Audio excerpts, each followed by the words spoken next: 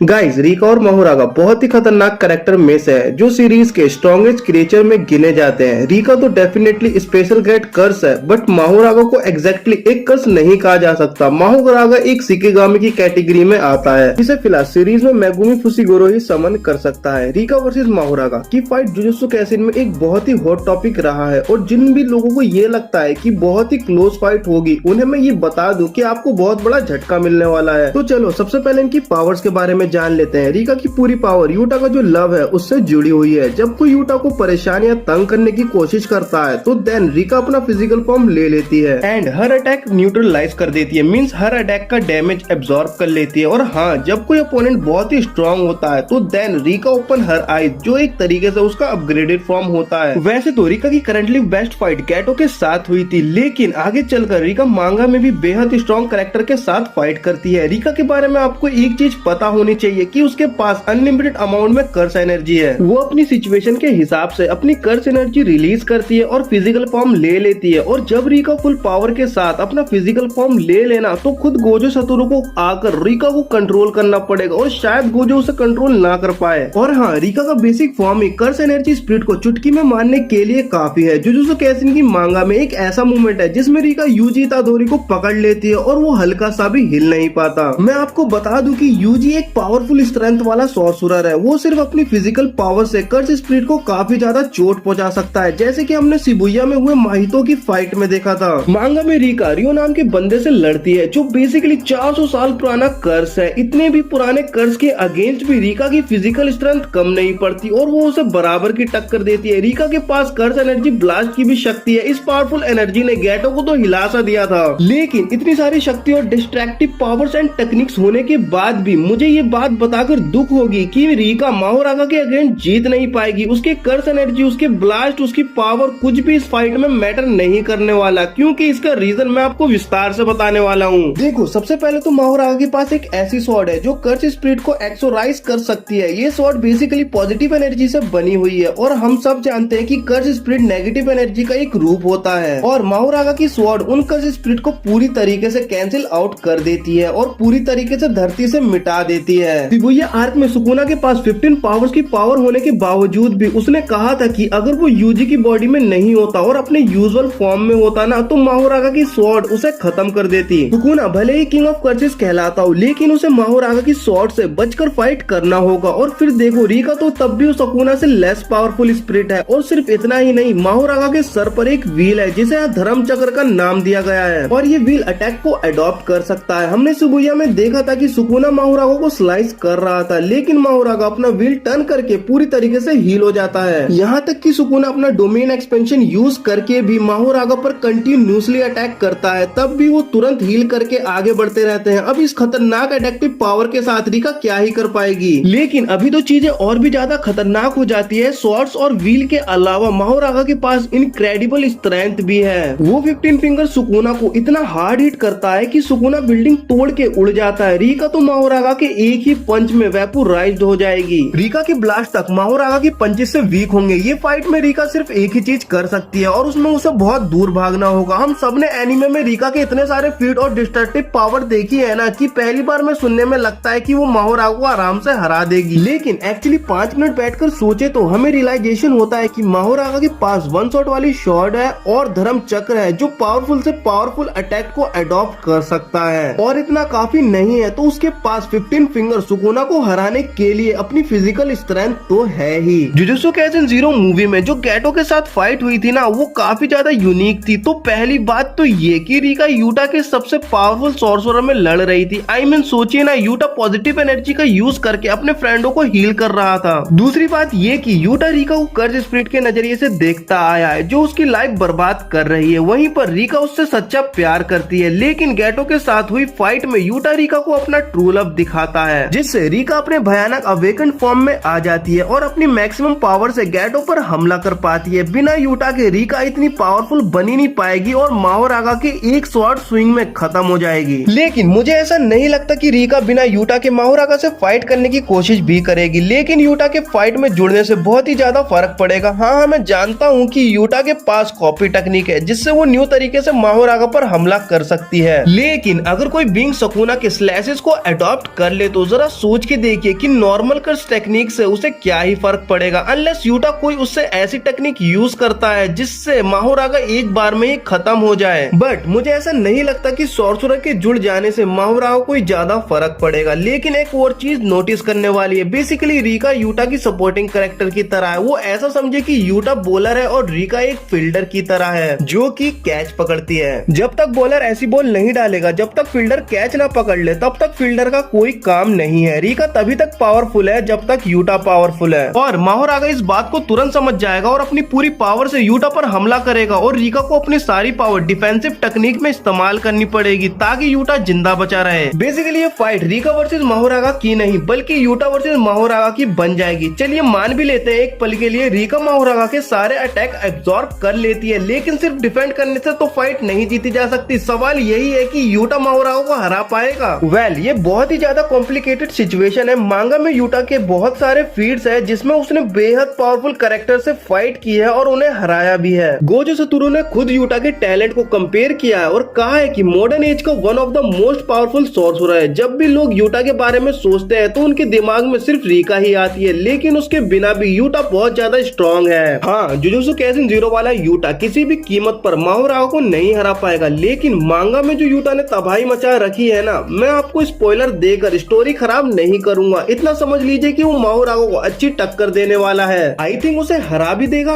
आपको क्या लगता है, अगर रीका डिफेंस पर फोकस करे और यूटा माहोरागा पर डायरेक्ट अटैक करे तो क्या ये फाइट जीत पाएंगे? अगर हाँ या ना तो कमेंट में जरूर बता देना।